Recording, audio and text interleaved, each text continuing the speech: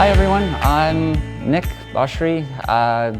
I'm from the British International College, or British International Distance College for the sake of this expo. I have been a Cambridge educator for the past 10 years, and I am currently at Harvard, busy progressing my psychology, so psychologist, and I've been working in Cambridge education for the past 10 years. Despite being from the British International Distance College, I'm going to speak today purely about Cambridge. I will use them as an example just because I can't use anyone else as an example, obviously. So I'll refer to them, but only to illustrate points. Broadly, this is about Cambridge, not about them, us. So just to keep it simple and keep things moving, I'm going to start by covering what Cambridge is. I'm going to talk about how distance education applies, homeschooling, and then a little bit about how to choose a good Cambridge school. And then there'll be some time for questions and answers at the end. Does that work for everyone? Great. So just to start out, Cambridge education is based off the University of Cambridge in the UK. They are a top 10 university in the world, as consistently proven by their ranking. Usually top 5, but I'm going to comfortably say top 10. Bear in mind that's out of about 25,000 universities in the world, so it's a pretty good ranking. They developed A-levels as a way of essentially bypassing the need for an entrance exam. For certain subjects, they do still want that, but broadly speaking, it's developed as the education system for the UK. There are various governing bodies that do cover the A-level program. The international A-levels is almost exclusively Cambridge. There are one or two others. I believe Oxford University is just pioneering something now, but Cambridge is the gold standard at the moment. Cambridge education in the UK, it goes up to GCSE, which is formerly known as O-levels, and that's your general certificate of secondary education, secondary obviously being high school. I don't know the general terminology that everyone's familiar with.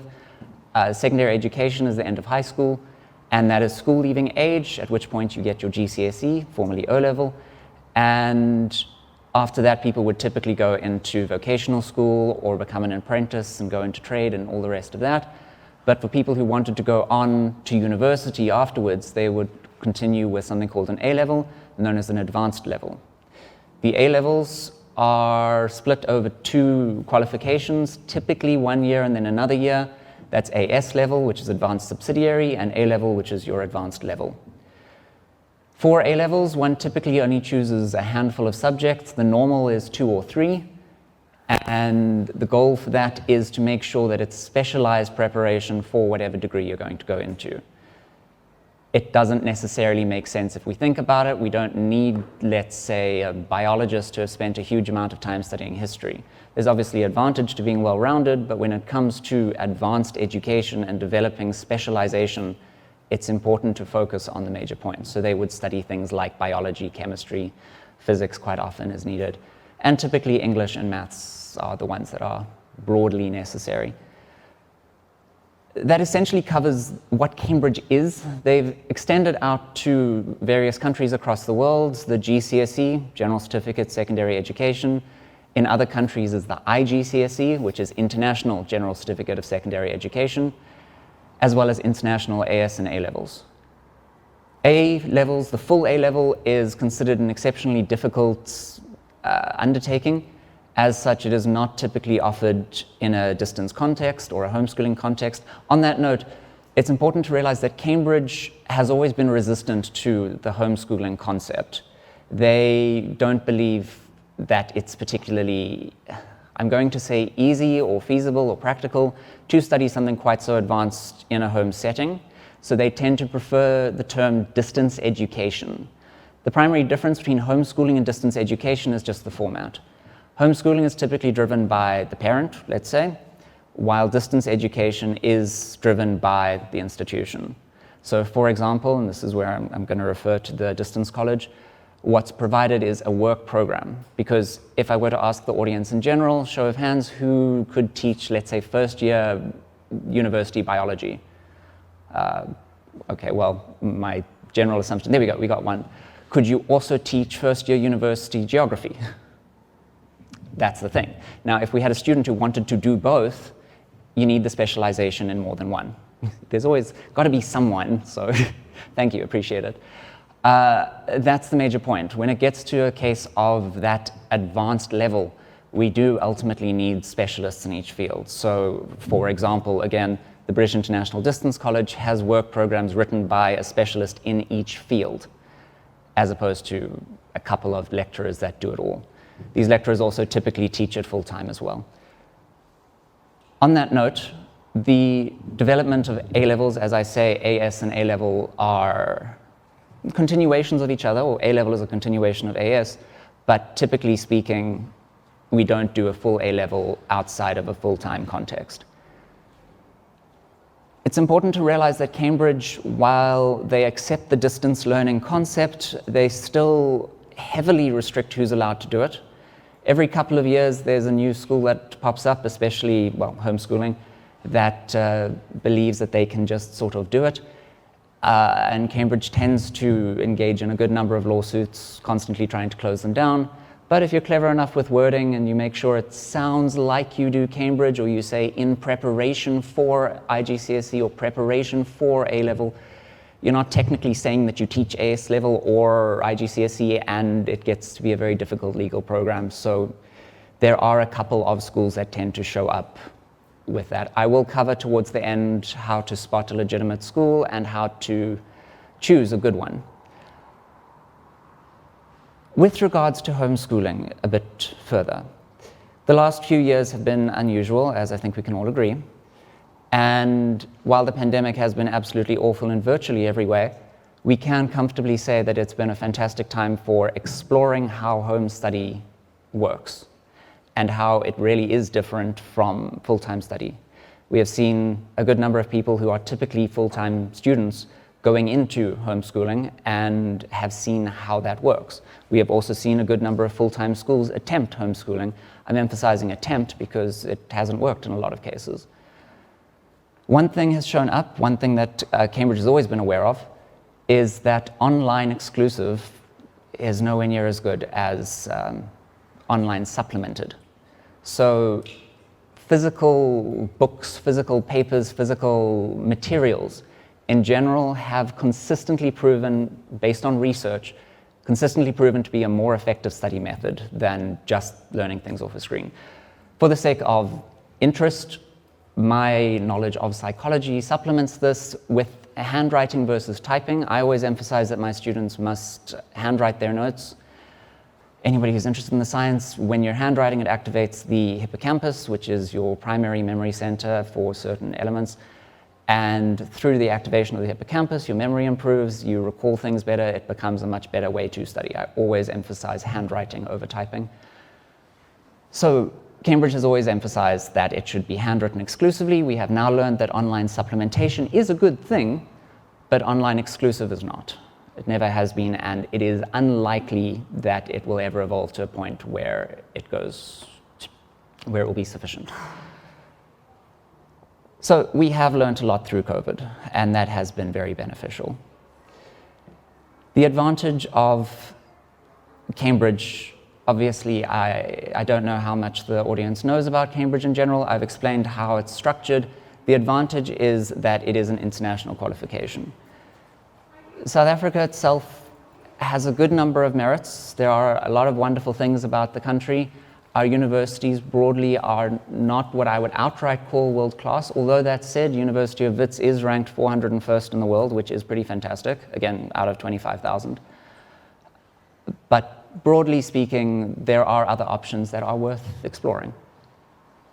So with an international qualification, you have the advantage of spreading out and going wherever the option may take you. The matric is accepted in a number of places, but not everywhere. It's also worth noting that with AS and A-levels, you are still entitled to a matric exemption, so a student can still comfortably walk away with a piece of paper that says you have a matric without ever writing the matric exam. It's just a conversion process. I personally did my A-levels. I also have a matric exemption, and that allowed me to go to university. I went to University of Cape Town, then I went to the UK, and now I'm at Harvard, and it's been quite a ride. The differences between them have all been quite staggering. All right, the major point that I think most of you are here for, aside from, I guess, what I've already covered, the major point would be how to spot a good school. Am I more or less right with that? I'm going to take that as a yes. When you are looking at Cambridge schools, like I say, there are a good number of them that are being shut down under constantly trying to be shut down. Cambridge is constantly trying to shut them down. When choosing a good Cambridge school, like I mentioned before, look at wording. It's very comfortable and easy to say in preparation for, as opposed to we teach IGCSE and A levels. The difference is important. It's important to work out what you're paying for, because fine print is deadly. Finding textbooks for Cambridge subjects is difficult. It is something that I'm sure anybody who's started exploring the system can attest to. Getting them on your own is quite a challenge. Sorry, my throat's getting a bit dry. Mouth. It is a challenge to find textbooks. So it's worth ensuring that wherever you go can provide you with textbooks. That's always a benefit. As I've explained, the benefit of online only versus online supplement, that's something that's worth looking for. Ensure that what you're paying for covers every element that you will need, rather than there was a school a few years ago that came out and said, here you go, we're a nice cheap school, cheapest on the market, go for it. You pay them and they said, cool, now you need to sort out your own exam venue because we're not registered for that. You also need to find your own textbooks because we're not registered for that. But here's a couple of minutes a week of video for a subject. So it was cheaper, you saved a good amount of money, but you also didn't get any education from it. It's something to look out for. It is out there and these people are very convincing, so please be careful. As I'm talking about with Cambridge accrediting and Cambridge not accrediting and Cambridge trying to withdraw accreditation, there are not many. The important thing to look for is something called a ZA number. The ZA number, for example, the British International Distance College, if I remember right, it's ZA557. The full-time college is ZA057. The Pretoria campus is ZA087, I want to say, but don't quote me on that.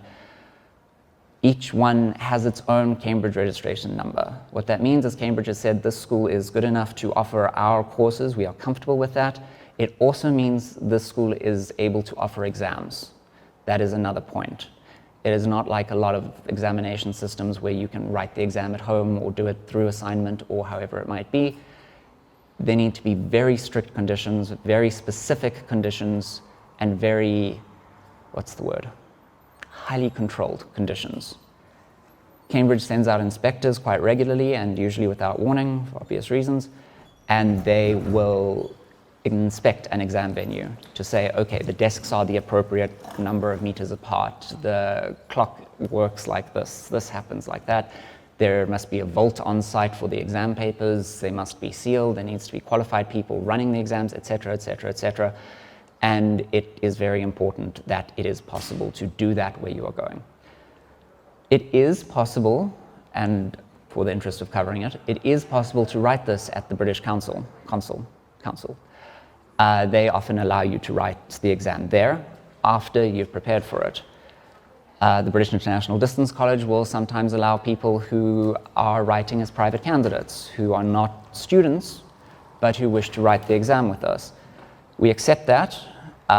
We like to take care of people trying to further their education. That has always been our motive. We were the first distance school in South Africa, distance Cambridge school in South Africa, and we were the first fully Cambridge school, the full-time campus in South Africa as well. Our founder founded something called AKISA, which is the Association of Cambridge Educators in South Africa, which is what, it's not necessary for a school to belong to it, but it's advisable. Returning to the private candidacy, if you do manage to find the textbooks and maybe a good tutor and that sort of thing, you can progress it yourself, you can get good at it, and then you can write the exam with us. That is a very difficult route to go. A number of years ago, I worked exclusively with private candidates, and every now and then there was one that did exceptionally well, but they were by far the outlier. Students who have guidance do better. And as always, one can recommend advanced guidance and specialized guidance. So again, I'm using an example. The program that you would buy at British International Distance College, thank you, it includes a work program, which is a week-by-week lesson plan. It covers the information that you would cover. You get a textbook with it. You get past exam papers in preparation. You get access to tutorials and some online supplements just to keep it all present. It's one price. You get one unit. It's all covered, no hidden costs. That's how it goes. There are other schools that offer similar, but always make sure that that's what you're looking for, irrespective of where you go. Like I say, I'm here for Cambridge, not for them. Make sure you know what you're getting and look for that ZA number. It is also important, as with every educational system, that they have a registration point in Gauteng, because if they aren't a registered school, it gets difficult to register your child with the Department of Education, obviously. So it's important to have that, but if you want a Cambridge school, they must have that ZA number. That more or less covers the important points